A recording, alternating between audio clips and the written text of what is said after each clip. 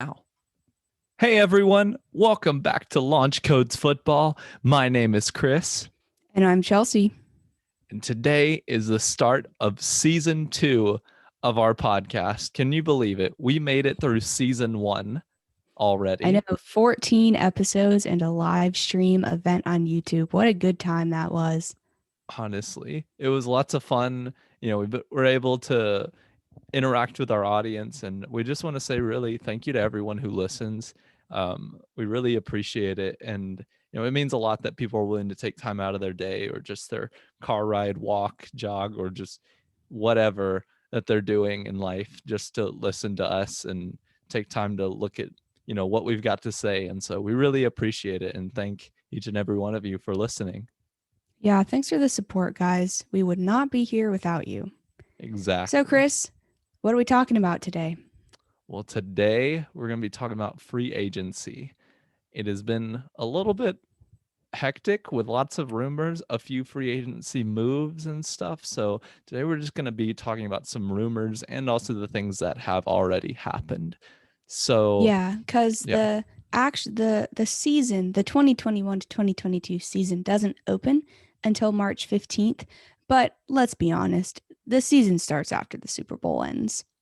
Like in the hearts and minds of every NFL fan in America, it does not start on March 15th. It starts the day after the Super Bowl because, there's no more games played after that. So it's like it should start then, in my opinion. So this is week 1 of 2 of our free agency preview episodes. And then once March 15th hit and, all of the people and the contracts start flying and going other places, that's going to be a lot of fun. So over the next couple of weeks, we're kind of going to be going through not only things that have happened so far, but also some pertinent rumors in the NFL world and some important veteran cuts that have actually been happening.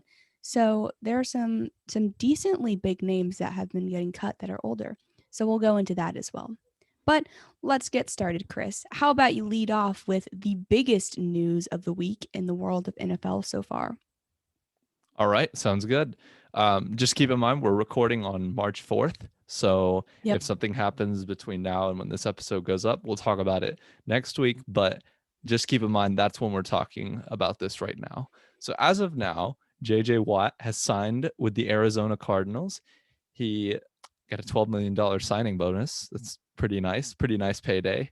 $14.5 million base value year one, $28 million base over the next 2 years. Max, he gets 31, $30 million incentives based on sacks.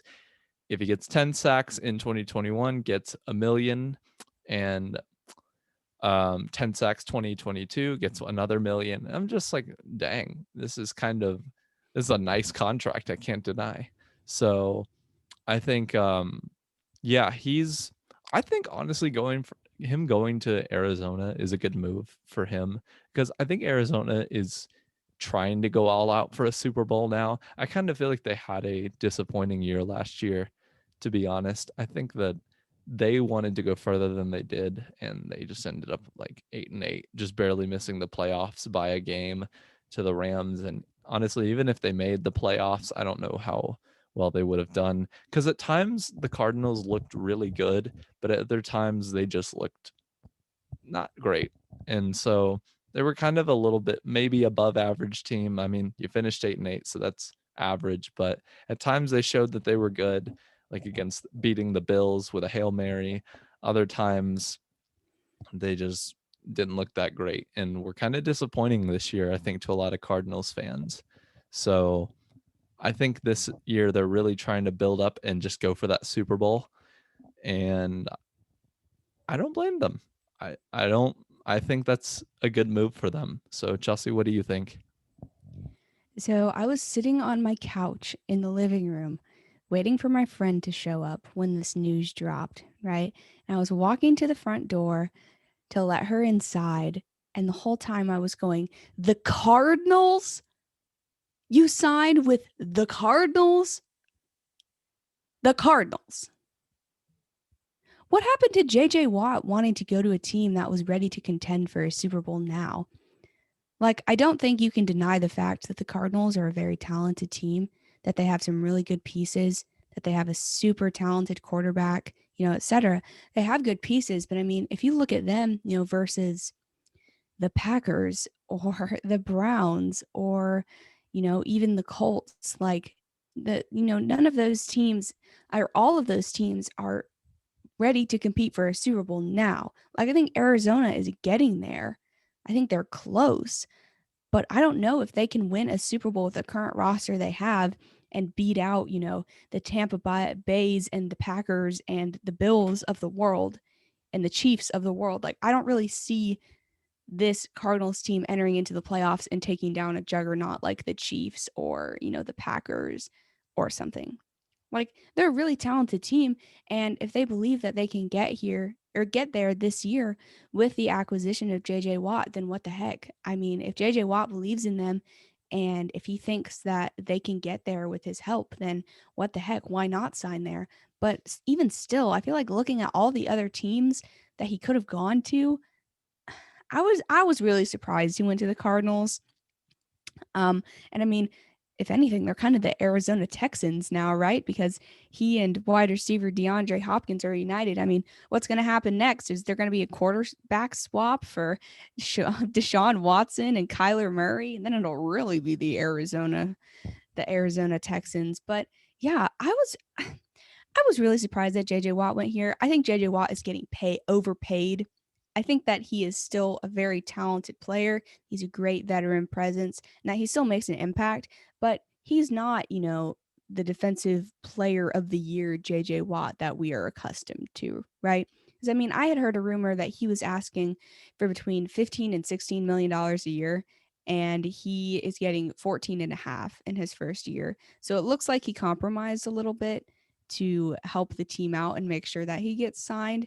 But I don't know. I feel like he's getting overpaid and I feel like he should have gone somewhere else. Like, I don't know why he didn't go to like the Bills or the Packers or the Browns. Like, imagine him and Myles Garrett. Like, I know that the Cardinals have some premier pass rushers on their team already. And I know that JJ Watt's going to pair really well with that.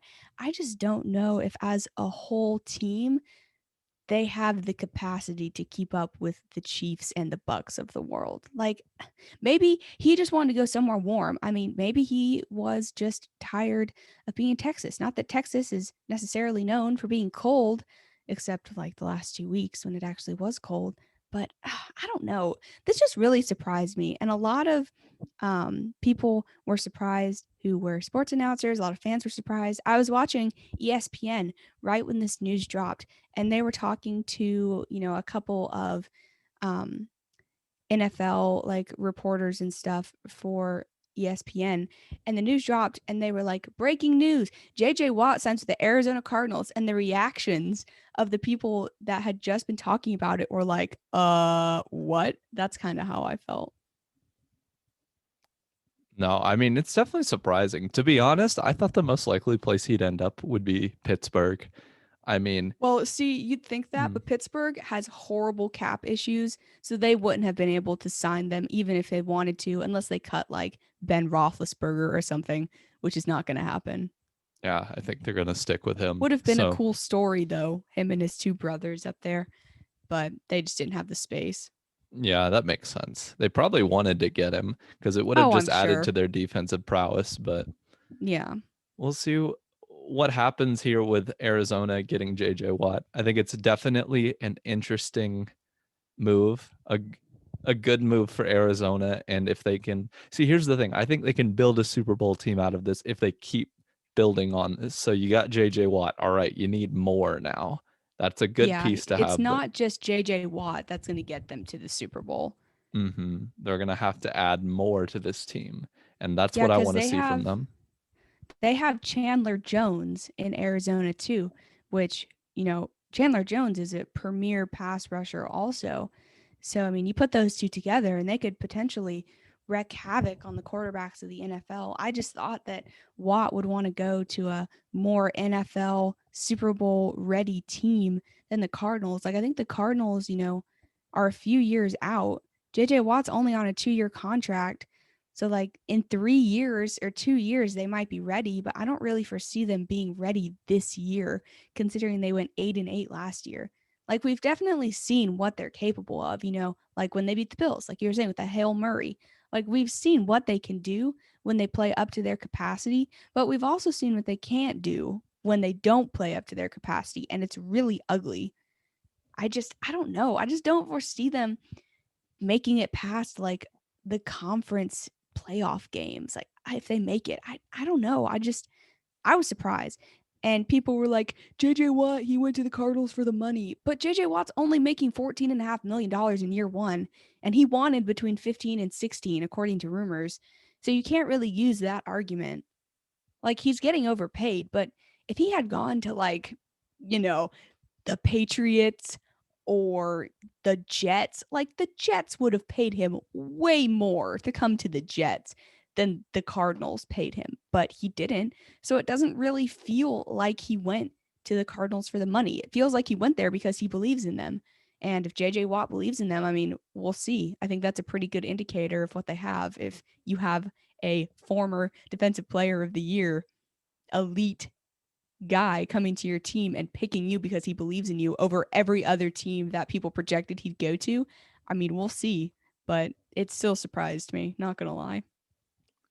It is a surprising move, I cannot deny. But I will be very interested to see how it goes. For So, sure. And I mean, Watt contacted Kyler Murray, once the news broke, he texted him and texted him, that he believed in him. And that was one of the first things that he said to anyone who plays for the Cardinals. So, I mean, if you're Kyler Murray, you're thinking, dang, JJ Watt believes in me and he's been in the league for how long and has, been around so many talented people for so many years. Like, that's got to be a confidence booster for Kyler Murray. And you obviously want to see him succeed, right? Because, we've seen him do really, really well. And we've seen him do really, really bad.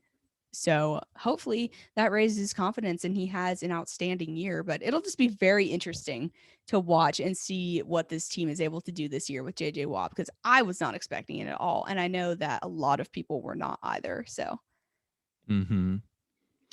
well, we'll see where it goes. But next, let's talk about some trade rumors we've got floating around the NFL here. We've got one of the big ones being Russell Wilson.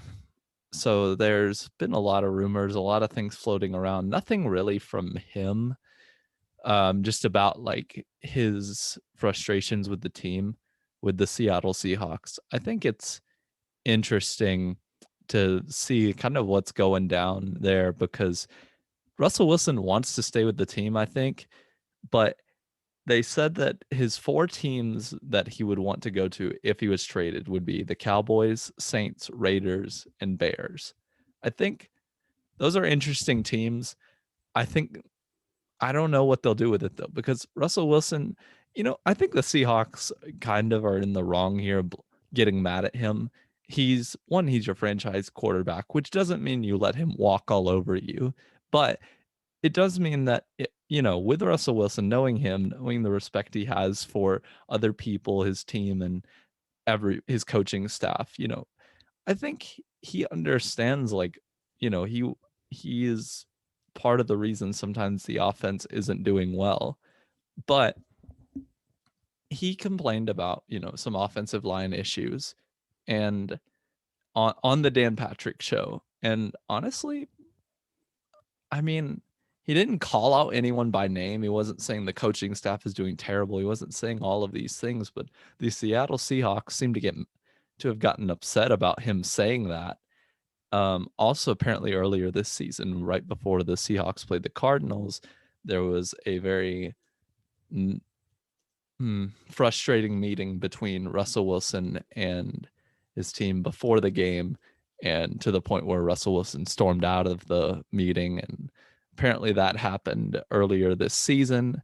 So maybe it's been some building tension. I don't know, but I don't think the Seahawks should trade Russell Wilson. It'd make for great NFL headlines.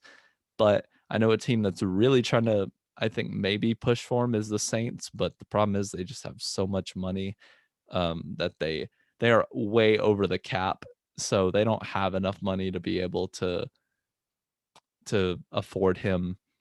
They're have so much money of being in debt. Like it's not looking good for their chances. I think the Cowboys will re-sign Dak Prescott.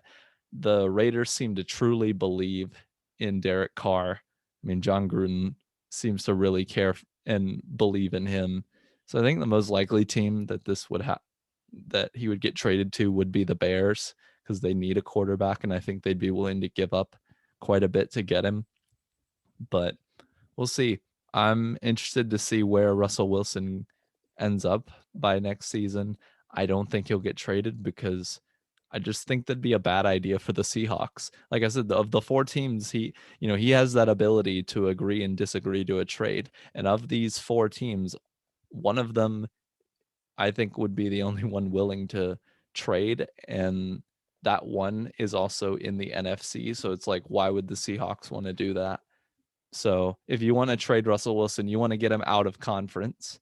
So and the only one he'd be willing to agree to, according to this list, is the Raiders, who, like I said, I don't think are gonna trade away Derek Carr because John Gruden really likes him. So I don't know, Chelsea. What do you think? Well, first of all, I think this whole situation is utterly ridiculous. Russell Wilson gets on national TV and talks about the displeasure that he has being hit, 50, 60 times a year, which anyone would get on TV if they had the opportunity to say how that makes them unhappy. Like, I don't know exactly the amount of times that Russell Wilson got sacked, hit, knocked down, etc. I don't know the stats, but I know it was a lot. I watched, a few Seahawks games last year and it was rough.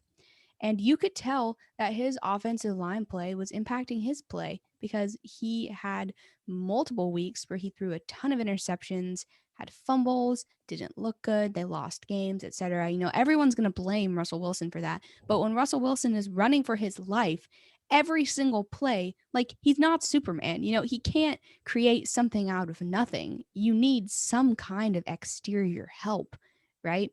And I mean, as for his list, the Cowboys, if he ends up on the Cowboys, that is insane because that means that Dak Prescott is a free agent. And I don't see that happening considering Dak Prescott is multiple years younger than Russell Wilson. The Saints, well, Drew Brees hasn't even retired yet. He will. Their current quarterback is Jameis Winston. But as Chris was saying, they have horrible cap issues. And I mean, everyone's seeing on Twitter, they're trying to go and restructure a bunch of contracts. And like they restructured, like, for example, Will Lutz's contract. They're probably cutting some veterans and like doing all this stuff. But the reality is they're still like 50 or $60 million under. And Russell Wilson makes what? Doesn't he make close to $40 million a year on his contract? So like it's not going to happen. It's just not. Unless they cut every big name on their team or trade them, it's not going to happen. So sorry, Saints fans. I know that you're holding out hope, but it's just not realistic. And then, when this list dropped, everyone was like, why are the Raiders on there? Like, the Raiders aren't that good. And there was one picture that got posted on Twitter. And it was Derek Carr standing in the middle of his pocket, right? And them all being, a good 6-7 feet away from him. And he had absolutely no pressure. And honestly, that picture was kind of misleading because I'm pretty sure it was a max package. Like there was a running back in there blocking and a tight end and an extra lineman. But even still, no one was coming relatively close to touching him. And Russell Wilson looks at that and he goes, wow, that sure would be nice. So, I mean, that's why he's interested in the Raiders because they have a decent O line in comparison to the Seahawks. And then the Bears, I mean, I honestly don't know why he would put the Bears on there. Like, I guess their O line is okay, but like their defense is really good. Maybe that's what he cares so much about. But I mean, as for position players, I mean, they don't have like anyone spectacular. They're probably going to lose Allen Robinson to free agency. And, they have really talented people on there, but, they're not like the Alvin Kamaras and the DK Metcalfs of the world. So I don't know if he gets traded or released or something, that might be even more insane than if Watson gets traded because we've known that Watson has been wanting to get traded, for a good while now. And the Russell Wilson stuff, recently dropped a couple of weeks ago, and it came out of nowhere. Like, we knew that Russell Wilson was sick and tired of getting hit. Like, you can tell in his demeanor after games and in his conferences. Like, you can tell he's tired, which, like, I get that. That would not be a fun time. But I still don't see him getting traded. I mean, if I'm the Seahawks, I go out and trade for isn't it Ronnie Stanley on the Ravens, who they had been playing at right tackle and he wants to play left tackle. He doesn't want to play for the Ravens anymore. And he wants to get traded. I mean, if I'm the Seahawks, I go out and I trade for Ronnie Stanley. I mean, I wouldn't trade Russell because then your team just gets worse. You know, like, you go out and trade for Ronnie Stanley, your team gets better. You trade away Russell Wilson, sure, you might get 3 first-round picks, but they're not all going to be in the same year. So even still, you're still going to have a bad O-line for whoever you take next or get. So it just, in my opinion, doesn't solve the issue by getting rid of Russell Wilson. It just, okay, actually, I take that back. No, wait, it was Ronnie Stanley. Okay. Both him and Orlando Brown are seemingly unhappy with the Ravens.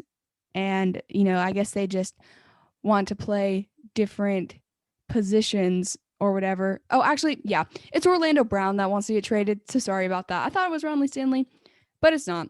It's Orlando Brown. And if you know anything about Orlando Brown, you know that he is a very, very, very good tackle in the NFL. I would go drop like $13 million a year on Ronnie Stanley instead of trading Russell Wilson, because at least then Russell has something.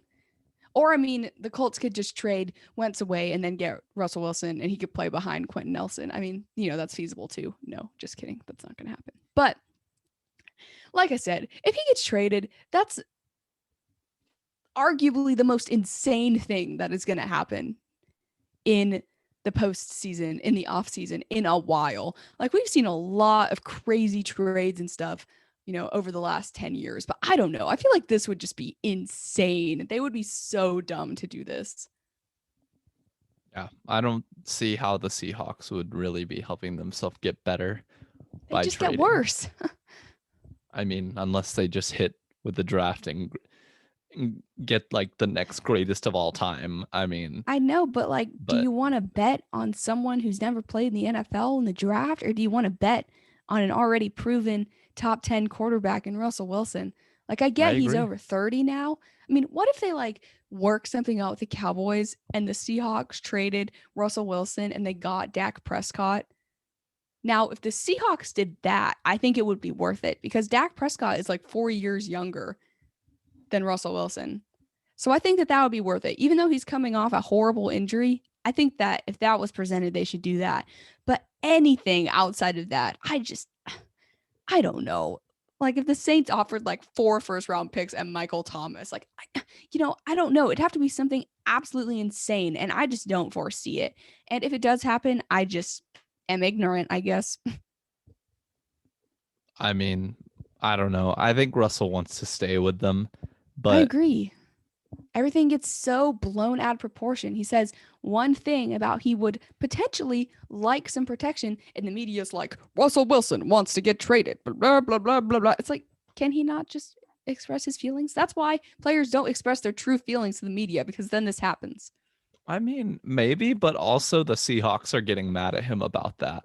So, and he listed out 14. I guess he didn't officially confirm it. I think it was his agent or someone. I can't exactly remember, but in some fairness to the media, it's like, okay, he said this. All right, yeah, there's this brewing. It does brew it up a little bit, but then the Seahawks got mad at him for saying that, which just stirs it up even more. So in some fairness to them, yeah. I guess I was talking about them jumping all over it before the Seahawks got mad at Russell Wilson, because wasn't it a few days after that the Seahawks expressed some displeasure that he went on and said that? So initially when he gets on there, it's okay, maybe wait and see if the team says anything about it before you go berserk.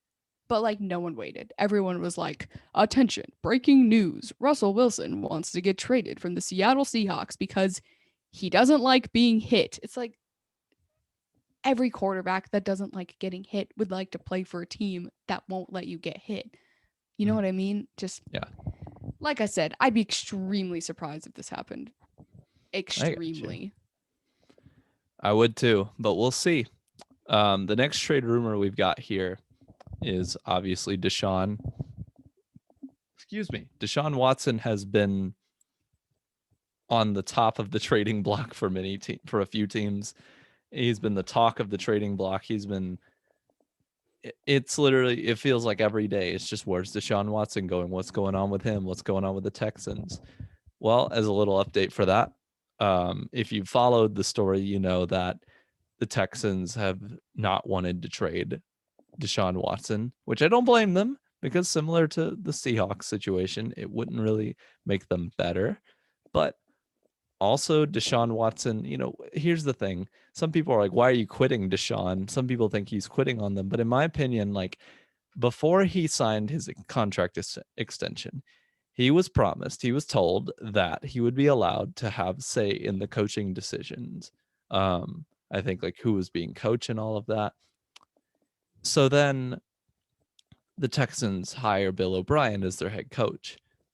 And then Bill O'Brien does all of this stuff that he does over the offseason, trading away DeAndre Hopkins, making just odd trades that just don't make sense because on one hand they're Like trading away David good Johnson. players. Well, yeah, no, that didn't make sense, but like just in general, his inconsistency of like, okay, so you had a potential Super Bowl roster the year before where you were up 24 points against the Kansas City Chiefs, and that didn't work out. Well, and my bad. I think I said they made Bill O'Brien the head coach. He already was. He was the GM. And then Which is just stupid. Why would you make him both? But that's kind of beside the point. I think they gave Deshaun Watson power. They said he would have say in these things. And maybe he did, maybe he didn't, but obviously they didn't turn out the way he wanted it. And so my guess is that he, didn't actually get what was told he would get. And now the team's terrible and he doesn't want to be there. And I don't blame him because it just feels like, we can often say, why are you quitting? Why are you quitting? But I think if we look at the situation, you look at how many players last year were just angry. I mean, they basically protested their coach. I mean, when does that happen? It really doesn't happen often. So it must have been a very bad locker room situation. And I think Deshaun Watson has lost trust in his ownership. And when you lose that, why should he continue to play with you? I don't think this is any longer about quitting. I think this is a matter of your owners didn't do a good job. Why should you stay at this job?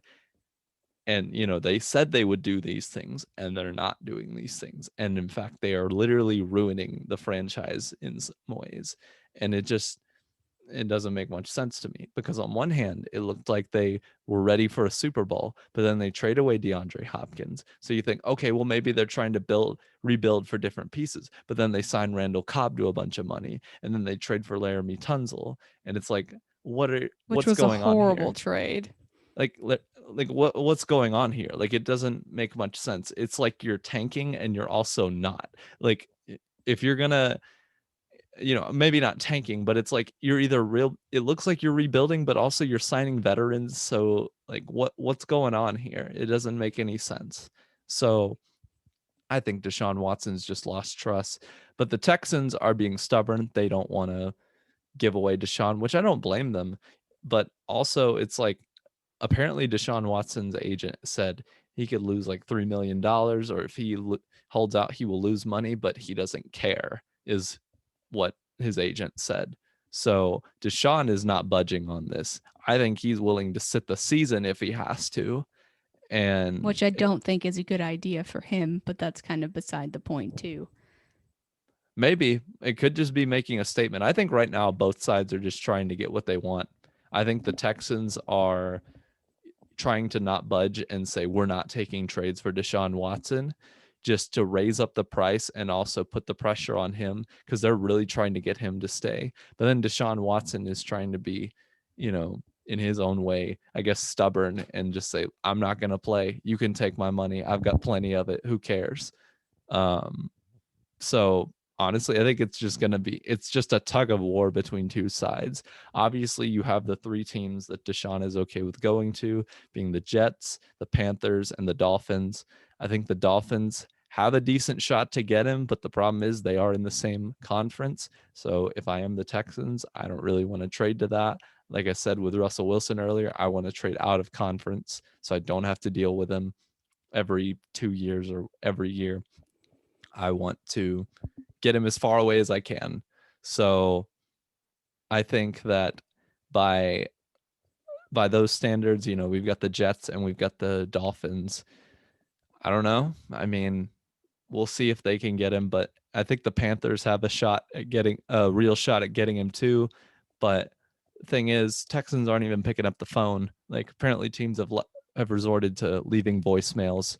So I don't know. It's kind of a crazy situation. I think the Texans are really either trying to drive up the bargain for him, or they really just don't want to give him away and they don't want to surrender that power. And it seems like a big power struggle down there, to be honest. So yeah, that's kind of that. I What do you think, mean, Chelsea? I think it's on both sides. Like, they should not have given Bill O'Brien the ability to be the GM because clearly he was a horrible GM.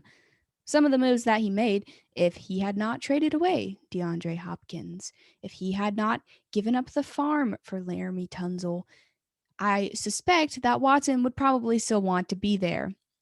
JJ Watt is gone now. I'm sure Watson is looking at that and going, okay, so they're going to trade away a veteran or they're going to let go of JJ Watt, not even trade him, not even get anything for him. They're just going to let him go, but they won't even talk to me about this. Like, they shouldn't have made horrible decisions in the front office. Like the coach that they hired, Watson didn't want, he didn't like. And let's be honest, Watson exerts more power over his team than most players exert over their teams. I think that Watson is one of the most influential and powerful NFL players in the whole league right now. And not many people have more power than he does. But at the same time, why would you sign a max contract to stay there? If you knew that there were some bad decisions that were going on, and if you knew that the guy they hired for head coach was going to end up making bad decisions, like obviously, hindsight is 2020 and obviously he didn't know those things when he signed. But I mean, it's kind of on him. You don't want to stay there, but you signed a max contract. Like you kind of got yourself in this mess. If you didn't think that you would want to be there, or if you had some suspicions that things might not be going in a good direction, you shouldn't have signed a max contract. And if he doesn't get traded and he decides to sit out the year and lose a ton of money, okay, whatever. But the most recent players we've seen that have sat out a year and have lost a lot of money have regressed. Let's look at Le'Veon Bell. Le'Veon Bell played for the Steelers and then he sat out and he was horrible the next year. I don't want that for Watson. Watson is a top 5 quarterback. I don't want him to sit out the whole year and not be good anymore. Like, that just sucks. Like, it's on both sides. You shouldn't have made horrible decisions while he was there, and he shouldn't have signed a max contract. It's just a huge mess. Like, I don't think that you can fault one side more than the other. Like, both of them are contributing to this problem. And if they decide to trade Deshaun Watson away, they better get more than anyone is willing to give because they will have to deal with Deshaun Watson taking over the league for the next 15 years if he can stay healthy that long. So if they're going to get rid of him, they better get a lot and it better be worth it because if it isn't, people are going to be angry. So, so angry. I think that the most potential landing spot is the Panthers. The Panthers have some young talent. They have arguably the best running back. They have a halfway decent quarterback who would be good enough to fill in a gap year for the Texans if they want to go after someone else. The Panthers have the pieces to go out and get him. They're going to have to give up the farm if they want to do it. But let's look at, teams statistically. Teams that have good teams but bad quarterbacks typically don't make it that far. I mean, look at the Colts. Philip Rivers is not a bad quarterback. He had a decent year. He had 25 touchdowns, like 12 picks or something. Not like he had a horrible year.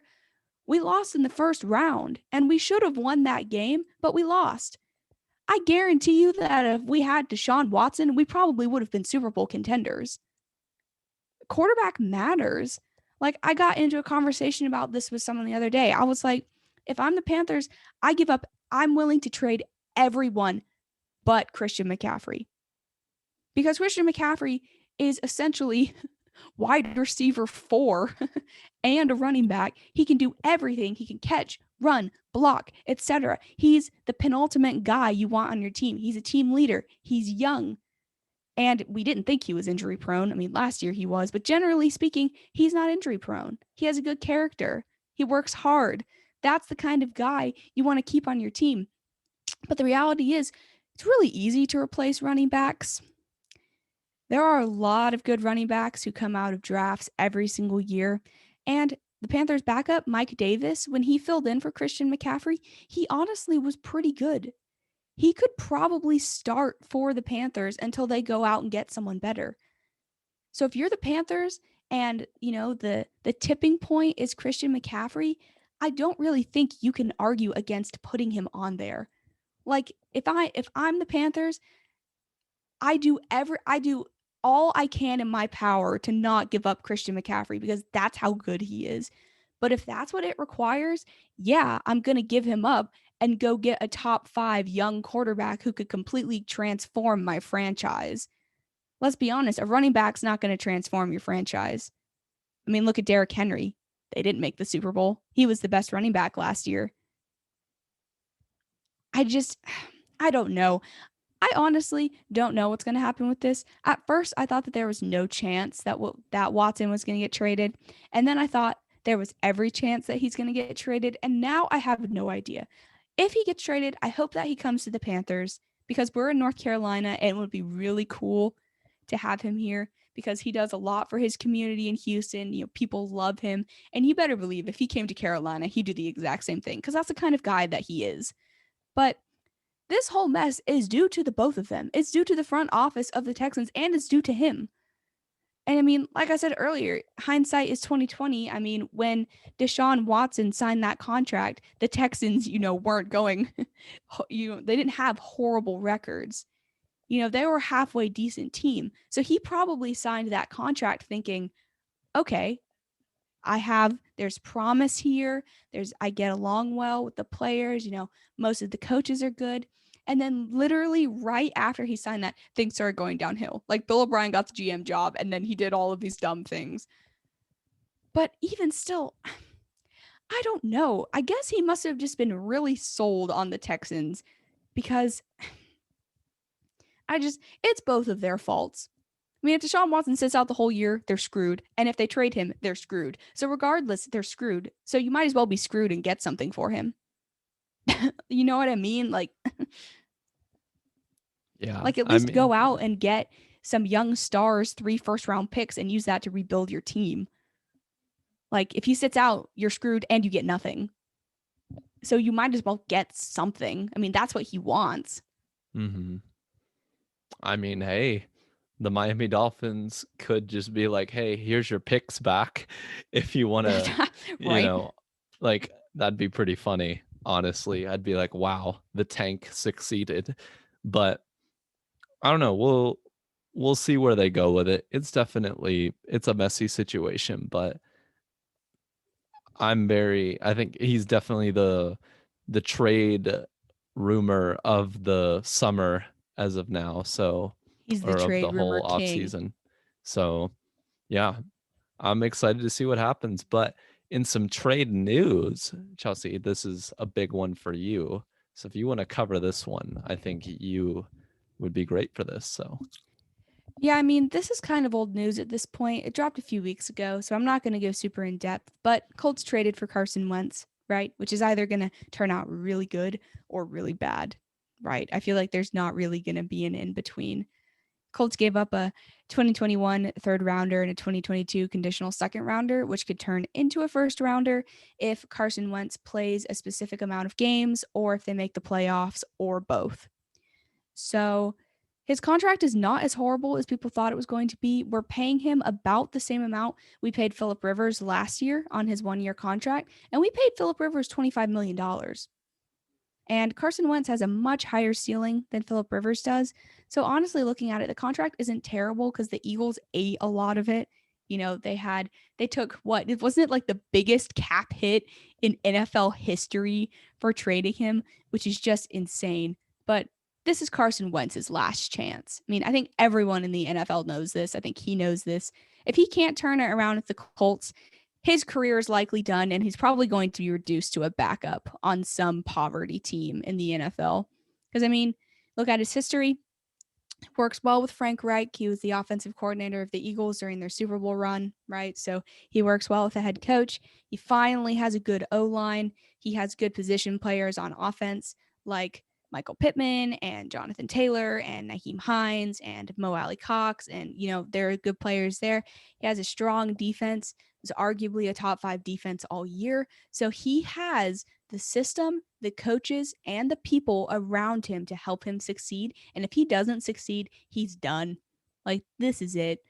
I mean, he's on a 4 year contract. I'd say if he hasn't turned it around in 2 years, the Colts are probably going to try and trade him because, you know, he is in the perfect environment to be able to succeed. And if he doesn't, you know, it's sad and I don't want that for him. You know, I want him to succeed. And I think that he will succeed with the Colts. I think he will be able to revitalize his career with us and that he will be decent and that he could potentially end up being really good.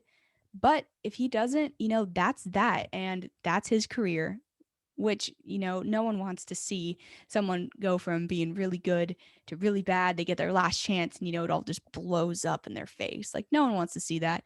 So here's to hoping that Carson Wentz can revitalize his career at the Colts and that the Colts can go to the Super Bowl this year because we are in win now mode.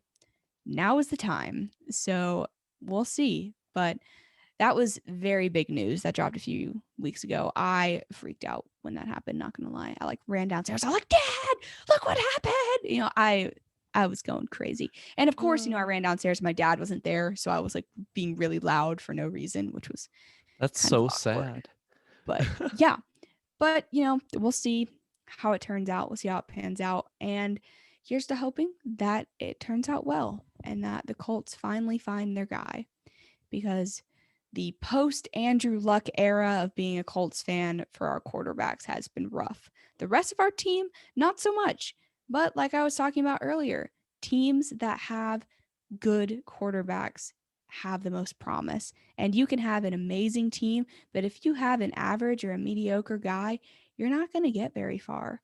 So hopefully Carson Wentz can be that kind of guy that can be spectacular and can have his really good moments and be consistent. And if he can, watch out for the Colts this upcoming season because we're going to have a new left tackle, probably a new wide receiver, maybe some new pieces on defense, you know, outside of what we already have. So it'll be interesting to see how this ends up evolving this year because it's either going to be really good and he's going to have a ton of success or he's going to go like 15 touchdowns, 7 interceptions. You know what I mean? But if he doesn't end up working out, we have Jacob Eason and he gets a shot. So, I mean, regardless, it's still kind of exciting. So, Yeah. I think it'll be I think it's a good trade for the Colts, honestly. I mean, they really didn't have to give up that much and yeah, didn't even give up a first. Apparently, mhm. that was the only offer we put on the table at the beginning, and our GM didn't budge because he knew that no one else was going to put something up that was that good. So he put that up. He didn't even offer a first round pick at the beginning. That was his offer. And the Eagles waited and waited and waited, hoping that they'd get, you know, a better offer from the Bears or a better offer from the Colts. And it didn't happen. They lived under Chris Ballard's thumb, and that is just awesome. I mean, hey, props to the Colts GM. I mean, he knew exactly what the Eagles were going to do. And he said, look, this is a take it or leave it deal. So I think this is really good for the Colts and for the Eagles. They're able to just kind of move on.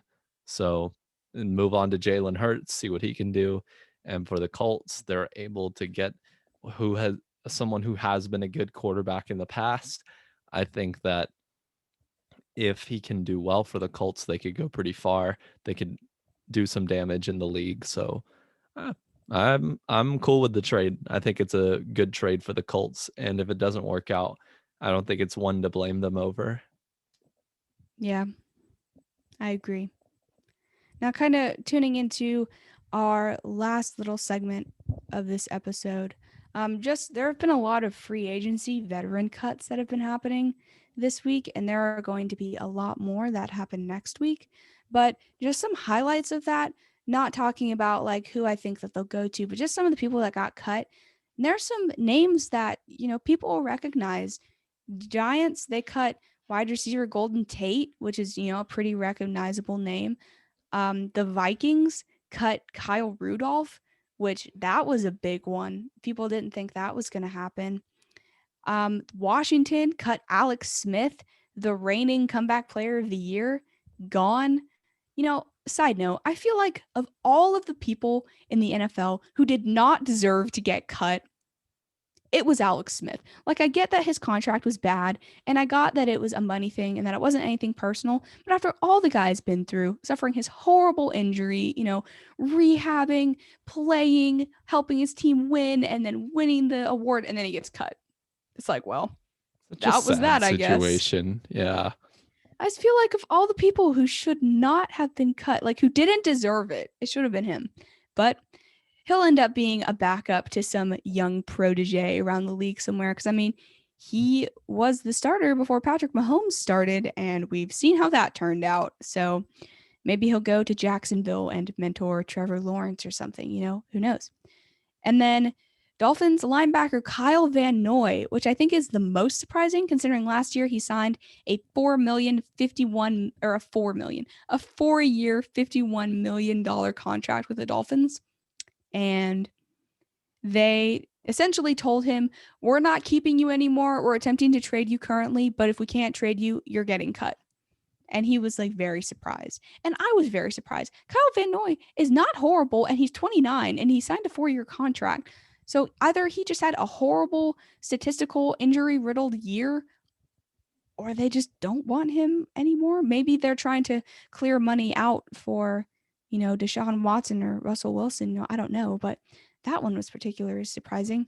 But those are some of the ones that have happened so far. I'm sure that there will be more that will be happening in the upcoming week, but we just don't know yet. Yeah, it's crazy what the Dolphins did with him. I mean, with Kyle Van Noy, it's kind of a wild thing. He was made a captain, and he was just signed to a longer term deal. And also they're Apparently trying he to played win. through a bad hip injury. Mm-hmm. And he like ended up in the hospital one night after one of the games because he just was going through some injury stuff. Yeah, like you said, they made him a captain. Like you're just gonna cut him? Like he's not even 30.